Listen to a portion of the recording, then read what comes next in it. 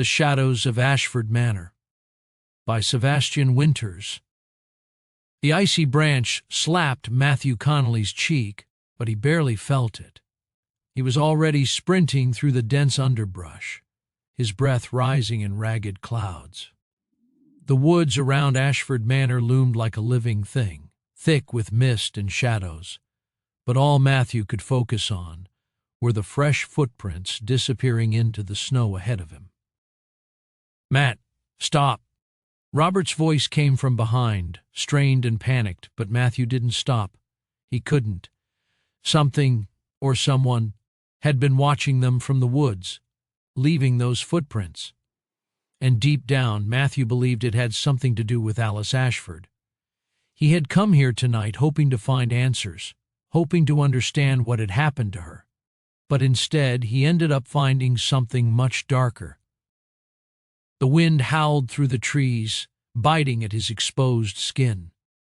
Branches tore at his coat as he pushed deeper into the woods, the cold air burning his lungs.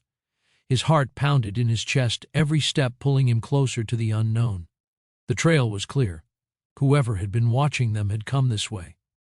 Then, as quickly as they had started, the footprints stopped. Matthew skidded to a halt, his breath coming in harsh gasps. He stared at the snow. The trail ended abruptly, as though the person had vanished into thin air. "What the hell?" Robert stumbled into the clearing, panting, his face pale under the weak moonlight. "Where'd they go?" Matthew didn't answer. His eyes scanned the clearing. The mist hung low, swirling around them, making it hard to see more than a few feet ahead. The trees stood tall and twisted, their branches reaching like skeletal fingers. The woods were silent now, unnaturally silent. Something was wrong, very wrong. "Matt, we need to get out of here," Robert muttered, his voice shaking. "This isn't right." But Matthew's attention was already drawn to something else. At the far edge of the clearing, barely visible through the fog, stood an old stone well. The well looked ancient, its stones cracked and covered in moss, the wooden cover long since rotted away. The air around it seemed heavier, colder. Without thinking, Matthew took a step toward the well. "Matt, no!" Robert grabbed his arm, pulling him back, his eyes wide with fear. "We shouldn't be here." Matthew shook him off, his heart pounding in his chest. Something was pulling him toward the well, something he couldn't explain. He stepped closer, peering into the dark, gaping hole. The air coming from the well was freezing, carrying with it the scent of decay and damp earth. It sent a shiver down his spine. And then he heard it, a voice. "Help me." Matthew froze. His blood turned to ice in his veins. The voice was faint, distant, but unmistakable. It was Alice. "Help me," the voice whispered again, rising from the depths of the well. Matthew leaned over the edge, his heart hammering in his chest. "Alice?" he called, his voice trembling. There was no answer, just the sound of the wind. "Matt, we have to leave." Robert's voice was desperate now, his hand pulling harder at Matthew's sleeve. "This place is wrong. We need to go." But Matthew couldn't tear himself away. The voice, it had to be Alice. She was down there. She needed him. Without a second thought, he grabbed the old rope hanging from the side of the well and started to climb down, lowering himself into the abyss. The stone walls pressed in around him, the cold air biting at his skin. His breath echoed in the narrow space as he descended, his heart racing. The voice grew louder with every step. "Help me, please." Finally, Matthew's feet touched the cold, damp ground. The air was thick, stifling, and the smell of rot was stronger now. He fumbled for his flashlight, the beam cutting through the darkness. The bottom of the well was small, confined, the walls slick with moisture. But there was no sign of Alice, no sign of anyone. "Alice?" Matthew called out, his voice shaking. Silence. His heart sank. He had been wrong. The voice, It had just been in his head, his own desperation playing tricks on him. He turned to climb back up, but then he heard it again. "Help me." It was right behind him. Matthew spun around, his pulse pounding in his ears.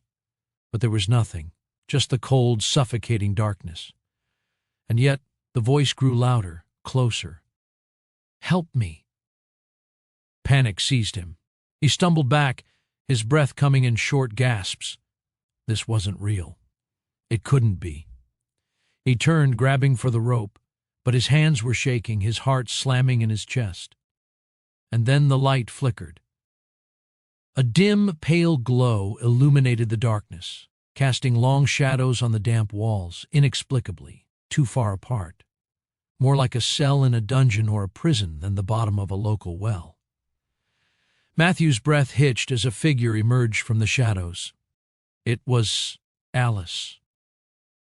Her face was pale, her eyes wide and hollow.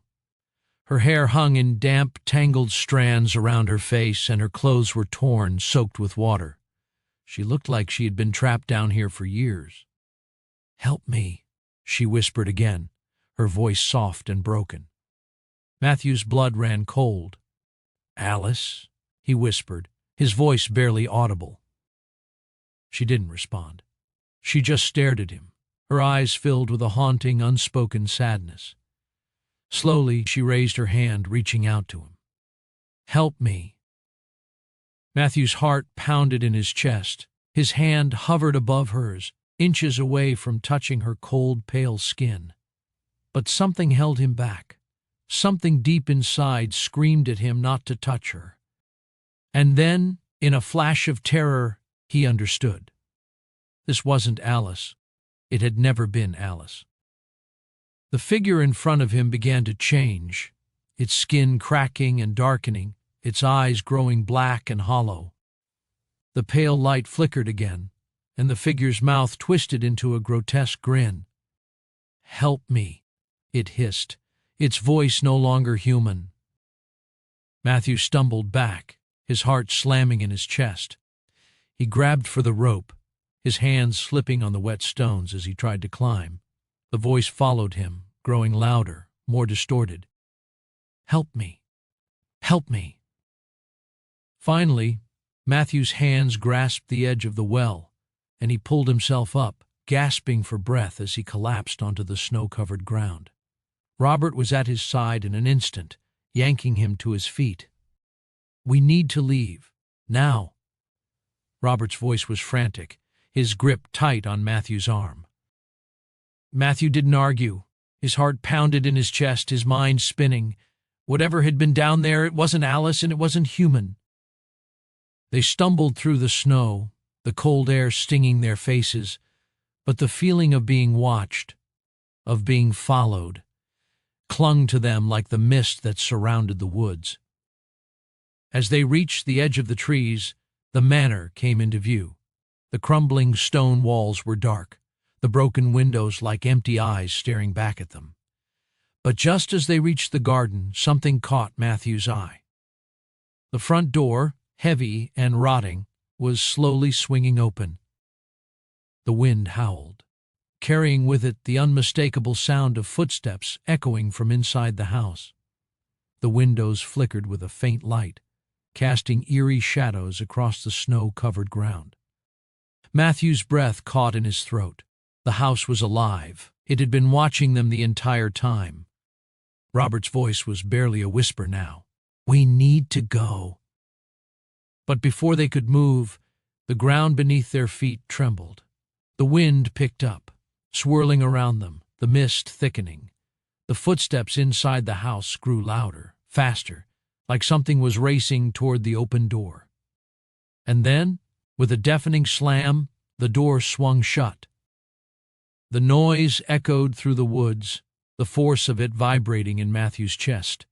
The air grew still, the mist creeping in around the manor, sealing it in darkness once again.